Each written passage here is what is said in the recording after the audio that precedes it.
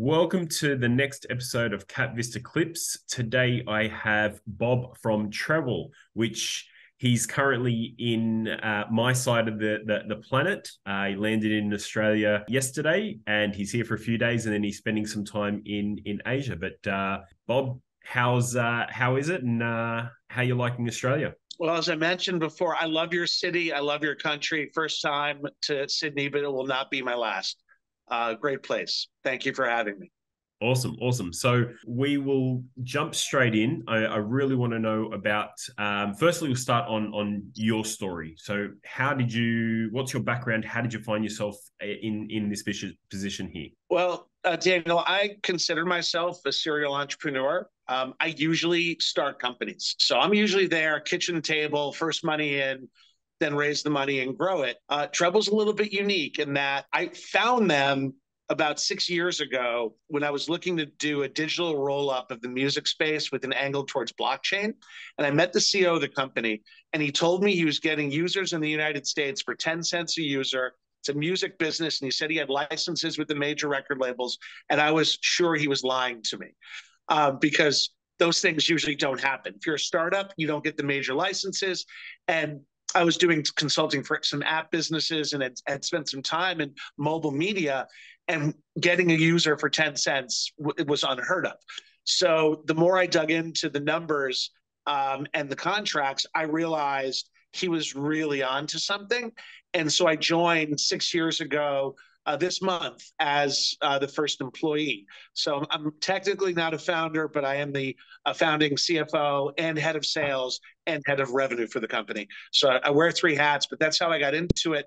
And my background has always been in tech, started in telecom, and then in the 2010s, I got into digital music and really found, that the industry had tanked. The music industry really tanked in the early 2000s and started showing a comeback in the early 2010s and has continued in the 2020s. And so, I'm firmly in that intersection of technology meets music meets globalization. Awesome. Interesting background, interesting story. So we'll get into Trebel. Tell me what is it and how is it different? How's it going to grow? So I assume that you and most of the people viewing this are using Spotify, Apple Music, or maybe a YouTube or Google Music Premium. Am I right? Yep. For you? Yep. All right, you're not my customer. So the first frame of reference is you are using a premium music service and you have a music subscription. So it's premium service and it's a paid subscription paid by you. That is a very specific license. It's a very specific industry, and Goldman Sachs is predicting it will plateau somewhere between 800 million and 1 billion people on the planet in using that service sometime around 2030. Well, that leaves the question, well, what about the other 8 billion people on the planet? Well, 1 billion of them don't have phones. So we're down to 7 billion. There's about another billion of them in China who don't necessarily have the same rules for music consumption as the rest of the free world. So now we're down to about, let's call it roughly 6 billion people that we can go after. And that's my market. So it's not a billion, or I'm sorry, we're down to 5 billion. So not the billion or so that are going to use Spotify, not the billion in China, and not the billion without a phone. And it leaves this massive total addressable market where we're providing a patented free premium service to the consumer, subsidized and paid for by brands, not just with advertising, but also deep brand integrations and in really deep partnership with the music industry. All three of the major record labels, Sony, Warner, and Universal, are our equity partners, and we've got multi-year licenses with them, as well as the independent music aggregators. So the only music that you won't find in our app is if you and I started a band, Daniel, and we recorded ourselves, that is not on our platform. So it's the world's best music. It's a massive library of the world's best music, and those are our partners. And what you'll find is this middle market, the people that don't pay for Spotify, are still stealing music. So we, in many ways, are going after piracy as our main competition, or services like YouTube that are a suboptimal mobile experience. It's a video service. It consumes your bandwidth. It uses up your battery. And our target market typically have limited data plans, can't afford the premium services, have older phones, And that's our niche. And it just happens to be a 5 billion person niche. Wow. So it's a very, very large targeted, a market, which is pretty incredible. And even if you aim to get 1% of that, it is big business. Well, I think we just crossed the 1% of it. We're close to that. Our goal is to actually have significant share. Our ambitious, and look, it's about my 13th startup. It's the fourth one I talk about. So I've had 3 funded startups. I've exceeded 10 million in revenues with them. We just crossed 10 million revenues. This is my 4th startup. I don't really talk about the other ones that didn't take off. But I'll say this, in the other startups I've had, I've never been able to say, we have the chance of being the biggest on the planet. And because of the size of that total addressable market, we have the likelihood of certainly getting in the same conversation with Spotify and Apple and Amazon and the largest music companies. But we think it's plausible to shoot to be the largest by subscriber. We'll have the largest number of users of our music app of any of the music apps worldwide in about 5 years. So that we're shooting big, and the path to getting there is going to be to do it country by country and take a leadership position in a country in that middle market that I described, of people that won't pay for the premium service but do have a smartphone, and then they consume music and they consume advertising. Yeah. Okay. So explain to me your revenue model then. You said it's subsidized by corporates. How does that work? Sure. So a good chunk of my revenue comes through some strategically placed ads during the user experience.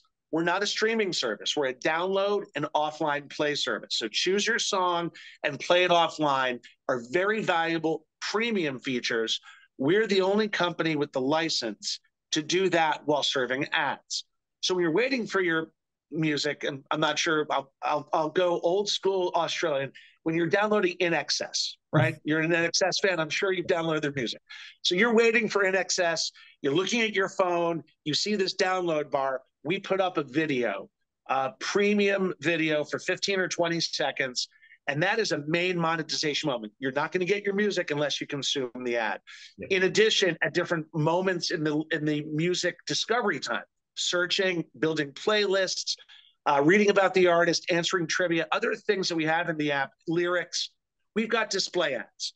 So those 2 revenue sources have allowed us, just with those two types of ads, have allowed us to reach profitability in the United States. So I make money on every user in the United States because I'm looking closely at the music discovery moment, and that's when I put ads in, and during the music listening moment, I eliminate the ads. So the listening experience is ad-free. The discovery is what pays for the service, and about half of that revenue comes from Google, Amazon, and Facebook.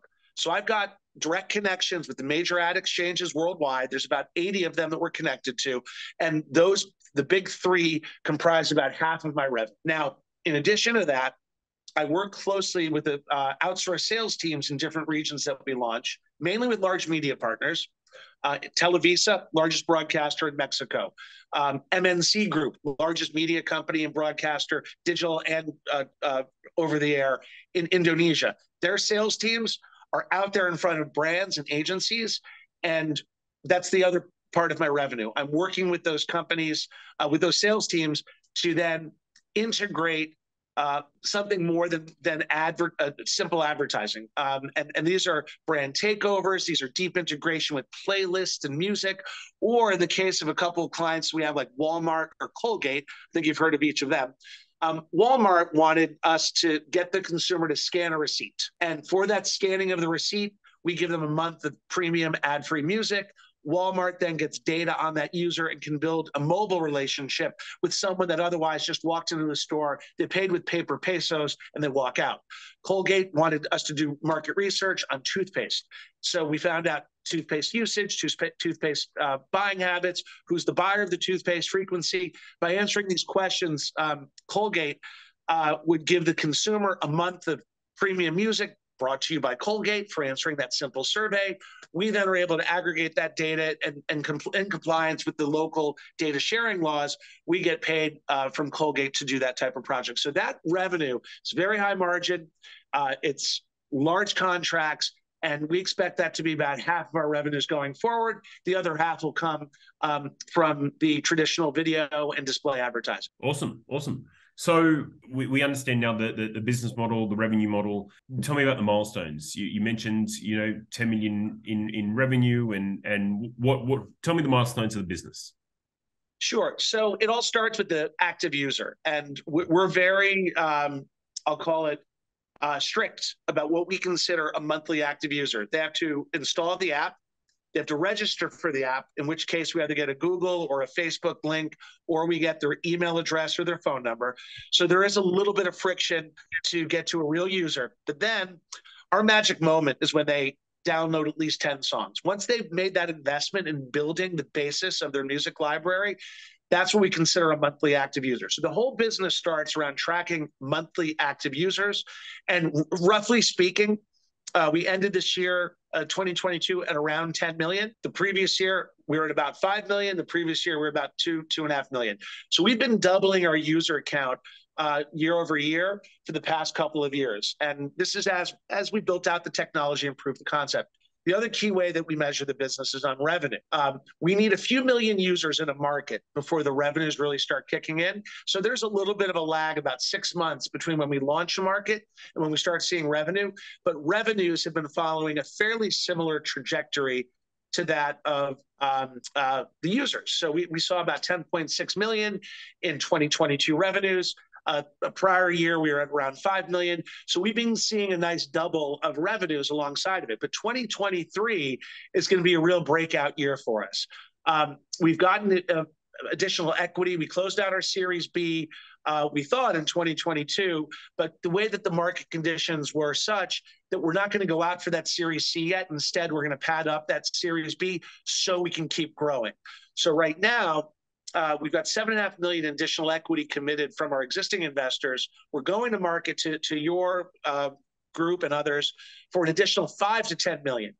With that additional 5 to 10 million in equity investment, plus cash on hand, and plus the 7.5 million from our existing investors, we are shooting to triple or quadruple users this year, get to 30 to 40 million MAUs, and likely double or triple revenues this year. So 20 to 30 million revenue is the 2023 range, and 30 to 40 million monthly active users is the range. So, despite all the economic conditions, when the economy is bad for consumers and they're cutting cords and canceling subscriptions, they're coming to free apps. Certainly, consumers are continuing to, new mobile phones, and music is sort of a commodity now. Everyone has to have music on their phone, and so we think that we built the best mousetrap for that music service for the low middle end of the market, and so that growth is now just constrained by capital in. Therefore, we're here, talking to you and your viewership about investing. Yeah. So we touched on the ask, but you said you're raising. How much are you raising in total? You said you got 7.5 million already in. How much are you raising in total? Yeah. So this round was a $25 million Series B. So it's oversubscribed, and 17.5 of that is in our bank accounts and is being put to work right now for growth. 7.5 is coming from our existing investors, hard commits. In addition to that, there is another 5 to 10 million. So depending on where that lands, the round ends up being, in the mid 30s of the total capital in. And it's all at the same price that was set in Q4 2021 when we had a few million users and a few million in revenue. So we've kept the price. Yeah, we've kept the price flat to give us that money for a really strong year of growth. And then the expectation would be in 2024, we would do a large Series C, and that would then path us to an IPO. Wow. Okay. So you're in a prime position. The numbers in terms of the raise hasn't changed since 2021, but the growth numbers have far exceeded, what it was back then. So you're in a really good position to or any investors that are looking at it, it's a really good position for them to come in now and poised for quadruple growth in the next 12 months, and then potentially an IPO not long after that. That's right. That's the plan. And the one thing I didn't point out is part of the change also is a path to profitability. We reach that path to profits in the United States. And when we enter a country, we can get profitable in a 9-month to 24-month period of time, depending on the size of the market and who my launch partners are. And I think in the middle of 2022, when really the world's capital markets were completely uncertain, we made the conscious decision not to grow at any cost, but to actually build a path to profitability to ensure that our existing investors would at least see us get to profitability if all of the capital dried up. Now we've seen at the start of 2023, markets are coming back, investors are active, but there's this flight to quality now. So I'm able to show growth. I'm able to show huge TAM.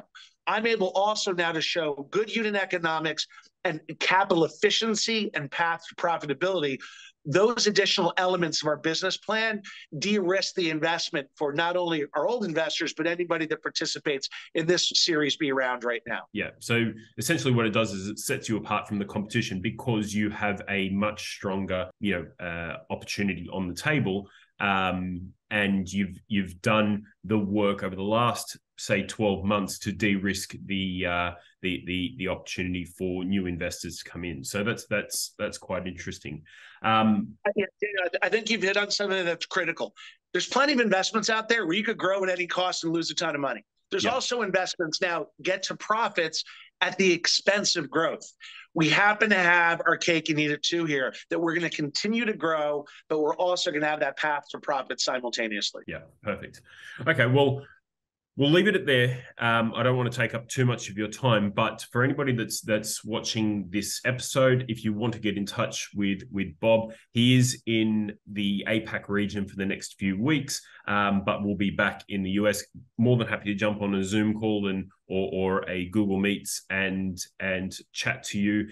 If you are not in North America or if you are local, he's more than happy to grab a coffee, but we'll leave it there. If you want to find out more, I can connect you directly with Bob and the team from Trebel, and we can chat about the opportunity. But thank you very much for jumping on this with me. It's great to chat, and hopefully, if our schedules align, I can meet you on your travels. Great, thanks for everything, Daniel. I look forward to meeting face to face one day. No problem. Bye. Take care. Bye.